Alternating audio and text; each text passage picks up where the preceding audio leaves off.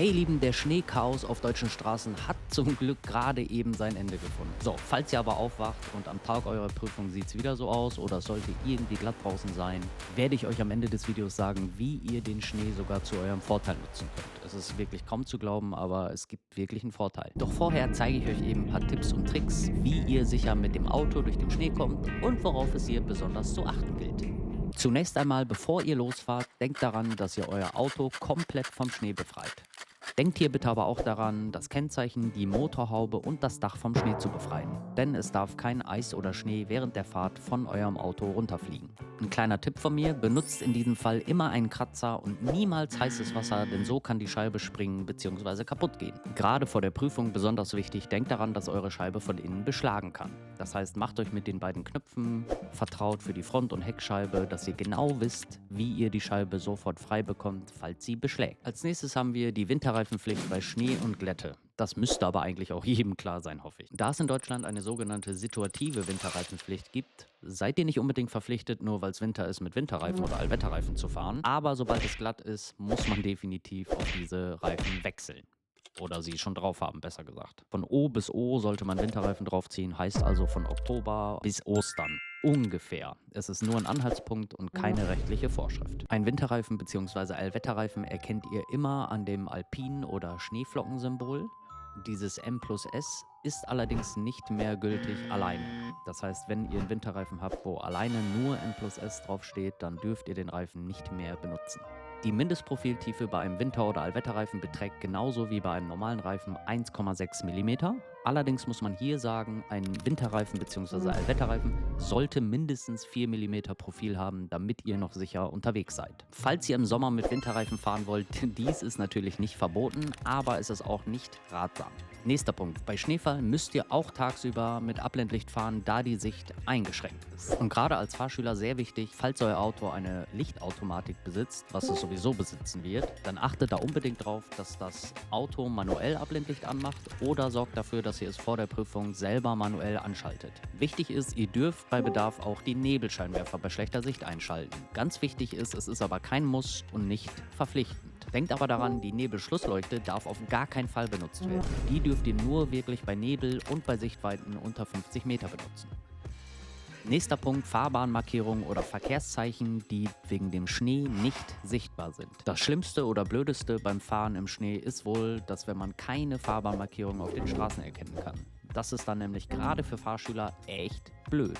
Wenn ihr mit eurem Auto fahrt und man kann keine Markierung erkennen, dann orientiert euch immer an der Fahrbahnmitte und am Fahrbahnrand. Was ihr auch gut machen könnt, ihr könnt euch an der gefahrenen Fahrspur orientieren, die sich so langsam bildet, wenn die Autos auf der Straße fahren. Dies wird euch auch sehr helfen, einzuschätzen, wo man genau fahren muss. Für den Fall der Fälle, dass die Straße so verschneit ist und wirklich gar nichts mehr geht, gilt natürlich allgemeines Rechtsfahrgebot und ich habe in der rechten Fahrbahn in der Mitte zu fahren, so wie es die allgemeine Verkehrssituation vorgibt. Erkennbare Verkehrszeichen, deren Form eindeutig ist, so wie das Vorfahrtsschild oder das Vorfahrtgewährenschild oder das Stoppschild, müssen unbedingt noch beachtet werden. Allerdings muss man hier auch sagen, dass runde Verkehrszeichen, wie zum Beispiel dieses Verbot der Einfahrt, die kann man natürlich nicht erkennen, also kann man die dementsprechend auch nicht beachten. Also würdet ihr bei so einem Schild in der Prüfung auch niemals durchfallen. Wenn es so geschneit hat, dass man keine Markierung mehr erkennen kann, dann könnt ihr auch nicht erkennen, ob da eine durchgezogene Linie ist. So, also dürfte der Prüfer in so einem Fall euch auch nicht wegen einer durchgezogenen Linie durchfallen lassen. Was auch oft ein Problem ist, was häufig unterschätzt oder vergessen wird, ist die tiefstehende Sonne bei Schnee. Die tiefstehende Sonne beim Autofahren kann echt mega eklig sein. Zumal dann noch dieser helle Schnee dazu kommt, der extrem blendet und dann noch die Sonne, die extrem tief steht. Das Problem ist, da kann euch dann noch nicht mal eure Sonnenblende vom Auto helfen,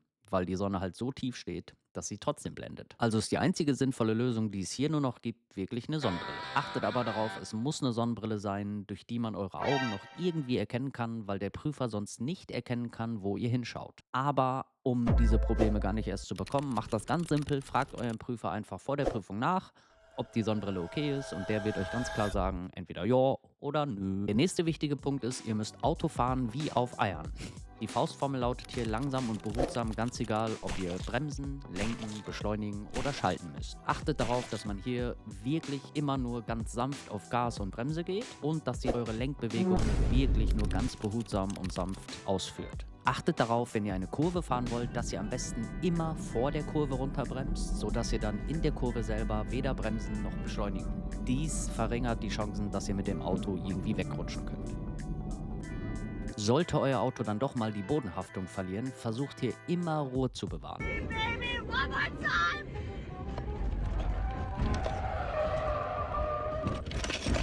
Für den Fall, dass euer Auto hinten ausbricht, also übersteuert, sollte man auf jeden Fall gegenlenken und auf gar keinen Fall auf die Bremse treten, denn lediglich nur vom Gas gehen wäre hier ratsam. Sollte euer Auto vorne ausbrechen, also untersteuern, geht ihr immer vom Gas runter und lenkt wieder in die Richtung der Straße. Irgendwann kriegt das Auto dann wieder Kontakt und alles ist gut. So, unser nächster Punkt: Ist der Bremsweg bei Schnee und Glätte wirklich doppelt so lang, so wie immer gesagt wird? Und hierzu kann man ganz klar sagen, ja. Es kommt natürlich immer ein bisschen drauf an, wie glatt es da letztendlich wirklich ist, aber ich würde immer damit rechnen, dass der Bremsweg länger als doppelt so lang ist, weil man unterschätzt das da richtig krass, wie lang der Bremsweg da wirklich werden kann. Deswegen würde ich hier ganz klar dazu raten, nehmt am besten immer den 4- bis 5-fachen Sicherheitsabstand, den ihr sonst halten müsst, um wirklich auf Nummer sicher zu gehen und keine Risiken einzugehen. So bedeutet dann also, der normale Sicherheitsabstand innerorts beträgt quasi 15 Meter bzw. 3 Pkw-Längen. Außerorts beträgt er quasi halbes Tacho in Meter. Also je nachdem, wie schnell ihr fahrt. Bei 100 km/h wären das dann natürlich 100 die Hälfte, wären also 50 Meter bei 100. Also würde ich dann effektiv anstatt 15 Meter innerorts ungefähr 50 bis 80 Meter Abstand einhalten. Und außerorts bei 100, anstatt die 50 Meter, würde ich dann eher so 200 bis 400 Meter einhalten.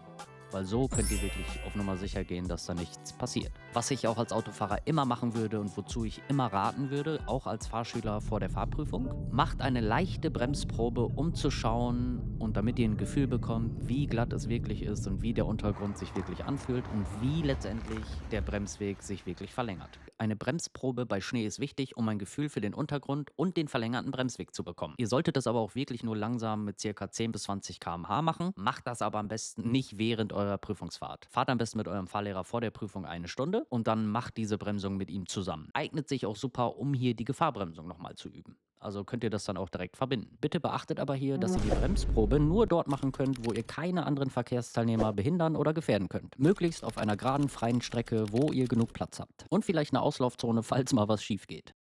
Ein ganz wichtiger und essentieller Punkt bei Schnee und Glatteis ist natürlich die richtige Wahl der Geschwindigkeit.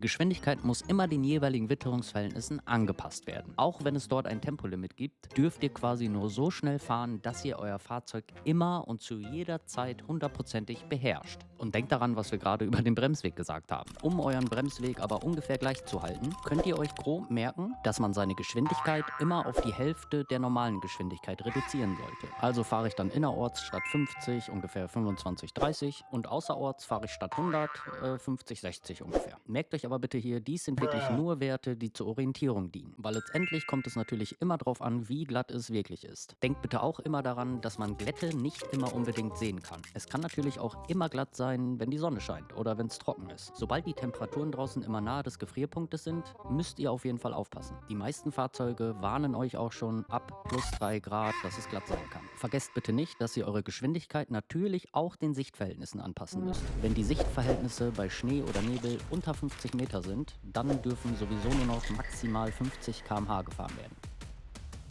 So, und was dann auch noch hinzukommt bei einem Fahrschüler, ist natürlich die Erfahrung des Schülers. Weil der Schüler hier überhaupt gar keine Erfahrung im Schnee hat, muss dies auch mit einbezogen werden. Also kann man hier kurz gesagt sagen, ich muss nicht nur langsam fahren wegen dem Schnee, sondern ich muss auch mega langsam und vorsichtig fahren, weil ich komplett keine Erfahrung im Schnee habe. Also ist es quasi doppelt gemoppelt langsam fahren sozusagen. So heißt also unterm Strich, damit ihr wirklich 100% sicher sein könnt, dass ihr safe fahrt, muss man hier in erster Linie wirklich vorsichtig fahren. Aber wohl mit das Wichtigste, wenn ihr bei Schnee und Glatteis fahrt, ist die vorausschauende Fahrweise. Und gerade für Fahrschüler, weil die es nicht gewohnt sind, nicht kennen und somit auch oft falsch machen. Also seht zu, dass eure Blickführung beim Autofahren nicht nur stumpf vor dem Auto bleibt. Schaut beim Autofahren immer ein bisschen weiter nach vorne, damit ihr frühzeitig Gefahren erkennt und darauf reagieren könnt. gerade bei Eis und Schnee extrem wichtig. Versucht beim Autofahren immer möglichst ein breites Sichtfeld zu haben, damit ich nicht nur die Fahrbahn im Blick habe, sondern auch weiß, was um mich herum passiert. Und rechnet immer damit, gerade wenn es glatt ist, dass andere Fehler machen können. Denkt daran, dass zu einer vorausschauenden Fahrweise auch die Spiegelbeobachtung gehört. Also merkt euch hier, dass eine vorausschauende Fahrweise gerade bei solchen Witterungsverhältnissen ein Muss ist. Achtet auch darauf, wenn es sich bei eurem Auto einstellen lässt, dass ihr möglichst nicht im Sportmodus fahrt. Weil der Sportmodus führt generell zu einem aggressiveren Fahrverhalten. Nicht nur auf das Schalten bezogen, sondern auch auf die Lenkung. Nutzt stattdessen am besten den Wintermodus oder den Eco-Modus. Weil so ist die Drehzahl schön gering und man kann ganz entspannt Auto fahren. Und achtet darauf, dass man am besten auf gar keinen Fall die elektronischen Helfer ausschaltet. Sowas wie ABS oder ESP oder zum Beispiel das ASR. Weil das macht wirklich gar keinen Sinn. Und wenn ihr eine Prüfung habt, wo ich auch unbedingt darauf achten würde, dass ihr auf gar keinen Fall mit so dicken Boots oder Winterstiefeln eine Prüfung fahrt. Weil dies ist dann eine absolute Katastrophe, weil man hat gar kein Gefühl im Fuß bzw. im Pedal. Nehmt euch am besten ein zweites Paar Schuhe mit, was ihr dann vor der Prüfung im Auto am besten anzieht, weil dann habt ihr erstmal Schuhe mit einer dünnen Sohle, also mehr Gefühl im Fuß. Und vor allen Dingen sind die Schuhe dann wahrscheinlich nicht nass, weil sie draußen waren. Was auch ein ganz wichtiger Punkt ist. Also wenn ich ins Auto steigen würde, würde ich mir immer die Schuhe bzw. meine Schuhsohlen abtrocknen, falls sie nass sind, weil vom Pedal runterrutschen, glaubt mir, es gibt nichts Schlimmeres als das. Oder für den Fall, dass ich nasse Schuhe habe, dann putzt die Schuhe meinetwegen immer am Autofußboden an der Fußmatte ab oder nehmt euch irgendwie ein Stück Papier und macht eure Schuhsohlen trocken, damit ihr da nicht vom Pedal rutscht. Ist wirklich ein wichtiger Tipp, würde ich unbedingt machen. Wo ich auch drauf achten würde, lasst auf gar keinen Fall so eine dicke Winterjacke während der Fahrt an, weil das macht das ganze Fahren auch nur schwieriger. Und komplizierter. Vor allem könnt ihr hier auch recht schön erkennen, dass man sich in so einer fetten Jacke gar nicht richtig bewegen kann. Seht ihr, sogar ein normaler Schulterblick ist hier wirklich die Hölle. Also zieht das dicke Ding auf jeden Fall beim Autofahren aus. Ach so, und Handschuh, Schal und Mütze muss jetzt auch nicht unbedingt sein. Obwohl ich persönlich sagen muss, Mütze geht natürlich immer. So, jetzt erzähle ich euch ganz kurz den Punkt oder die Art und Weise, wie ihr den Schnee quasi zu eurem Vorteil nutzen könnt. So, wir haben ja gerade gelernt, dass ihr als Fahranfänger eure Fahrweise immer euren Fähigkeiten und dem Wetter anpassen müsst. Und da die Schüler dann auch meistens sehr wenig bis gar keine Erfahrung im Schnee haben, ja, muss ich da dann natürlich extrem vorsichtig fahren. Heißt dann also dementsprechend, dass mir bei so einem Wetter als Fahrschüler gar keine andere Wahl bleibt, als wirklich wie so eine Omi ganz langsam und vorsichtig durch den Verkehr zu tuckern quasi. Und ihr wisst ja wahrscheinlich auch, eine Prüfungsfahrt dauert so circa 30 bis 40 Minuten. So, und wenn ich dann wie so eine Omi durch den Verkehr tucker, dann ja, schafft man natürlich auch dementsprechend wenig Wegstrecke in dieser Zeit. Was dann ja gar nicht so schlecht ist für euch. Ihr müsst ja auch so ein bisschen verstehen, für einen Fahrprüfer ist es bei so einem Wetter mega schwer, das ist fast gar nicht möglich, dass ein Prüfer wegen zu langsam fahren jemanden durchfallen lässt. Ich meine, der Prüfer weiß ja auch nicht wirklich, wie glatt es draußen ist in diesem Moment, versteht ihr? Also wie kann er dann quasi sagen, ja, Sie fahren hier zu langsam, weil der weiß ja gar nicht, wie glatt es ist. Also zieht euch mal rein. Ihr könnt da wirklich auf die hauen und wirklich vorsichtig fahren. Ist echt crazy, glaubt mir das. Macht das am besten auch hier, was ich immer sage. Tut wirklich so, als wenn ihr alleine im Auto sitzt, weil glaubt es mir, dann würdet ihr kein Risiko da eingehen. Wirklich nicht. Und ihr müsst auch so bedenken, da ihr euer Fahrzeug ja immer zu 100% unter Kontrolle haben müsst, geht es quasi gar nicht anders und das weiß der Prüfer auch. Also will der Prüfer quasi, dass ihr wirklich vorsichtig fahrt. So, also falls ihr am Ende wirklich Prüfungen bei so einem Wetter machen müsst, denkt an meine Worte und ihr werdet sehen, es ist wirklich halb so wild und man kann sich die Prüfung wirklich leichter, chilliger und ja, stressfreier, weiß ich nicht, aber auf jeden Fall leichter und chilliger machen. Ich hoffe, das Video hilft euch Autofahrern sicher durch den Schnee zu kommen und euch Fahrschülern, wenn ihr wirklich Prüfungen machen müsst und es sollte Schnee liegen, dann denkt an meine Worte und ihr kommt da schon sicher durch. Ich hoffe, das Video hat euch irgendwie weitergeholfen. Ich bedanke mich recht herzlich fürs Zuschauen. Wir sehen uns im nächsten Video, Leute. Fahrt vorsichtig.